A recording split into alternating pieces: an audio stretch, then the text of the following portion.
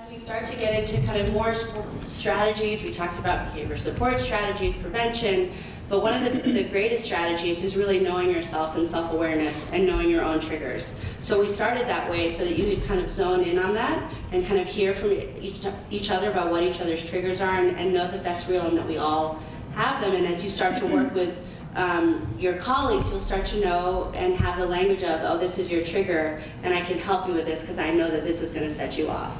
And that really kind of helps you all work as a team. And so this sheet that you have in your packet on page 34, some of you took notes in there. These are just some good questions to kind of keep in mind as you move forward, as you think about conflict. Just kind of what are your triggers? Are these triggers the same if you're having a good or bad day? How do these triggers impact your ability to communicate?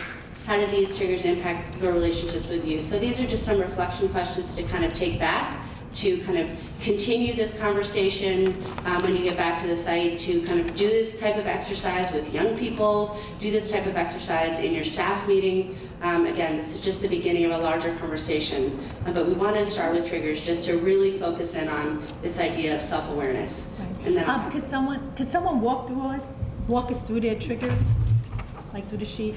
One of the reasons I'm asking this is so that you guys can practice this with sites. One of the conversations I had started saying that I had with Juan was he was talking about not only our triggers, but helping young people be aware of those, of their triggers. Can somebody walk us through their triggers and how it affects? A trigger for me would be when a participant becomes defensive. I can't take it. I find myself shutting down and mentally checking out. So that's the way that I react, and them becoming defensive, knowing that I have no intention on offending, that kind of sets me off. And would these triggers be the same if I had a good or bad day? I would assume that a bad day would exacerbate it greatly. How do these triggers impact your ability to communicate? It doesn't. I don't communicate. I just tune out for a minute, because then I like go into my shell and do like internal self-processing and reflection to see what's going on with me in this moment and what's stopping me from being able to express how I feel, and filtering and making sure that I'm getting it out in a sensitive way. And how do these triggers impact my relationship with youth? The way that I react to it is I just talk about the here and now.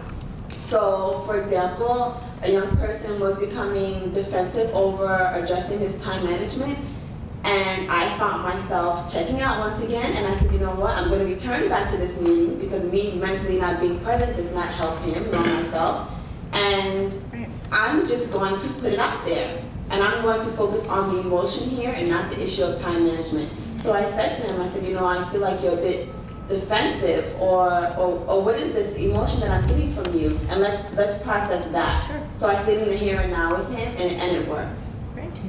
nice, thank you. Okay. Anyone else want to do the triggers? Well, I have to be honest.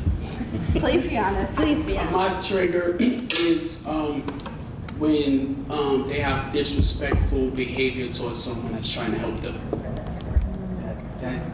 I'm sorry, that might be the worst in my life, because I always say you don't do this to everyone.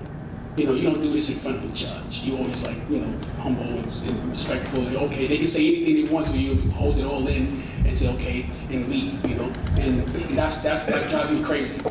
And people are trying to help you. They're going out of their way, doing all these things, and that kind of just inside, it kind of drives me crazy. That's my biggest trigger in this work, and I never understood it. And, So is it different for you on a good or bad day? no, I'm usually consistent. Like everyone knows me, I'm gonna act the same way. Mostly all the time you see me, I'm gonna be the same. But How does it impact your communication? yeah, that's what I'm thinking about. It kind of makes me want to try harder to understand it and to get something out of it. Because we always say it's always something else, and it makes me. It's a challenge for me. So I always say, listen, I'm going to try harder to get through to this person. So it kind of makes me even try harder for the person So it's positive, I guess, at the end, because I try harder to overcome that and to work with the person. Because I don't know if I'm the only one. I have lost my mind over my triggers and screamed and carried on and slammed doors and broke up stuff. Okay, so maybe I'm the only one, right? Me and Linda, we the only ones, right? And I had to rethink it because it wasn't getting anything done. Right? So if you guys, I mean, y'all don't want to share with me, that's fine. But if you guys have any triggers, it's about rethinking that. And I loved what Janine just said. My face gets flushed, my heart, that's what happens to me. My heart starts beating and I know it's coming. And I have to do some self-talk. Parties, that's your trigger, you know it. Last time you did X, Y, and Z, that did not work. What are you gonna do different this time? And begin to think about that. And also help your young people to recognize it, right? Help your young people to say, I know that this is what happens to me when my trigger gets pushed. And I know what didn't work for me last time. I'm gonna try something different this time. Because that's what's gonna get them. And when we talk about the whole prevention piece, that's what's gonna help them. It's up to you guys to recognize that the triggers are beginning to happen, but it's also up to them to realize that their trigger is being pushed and what might they have to do.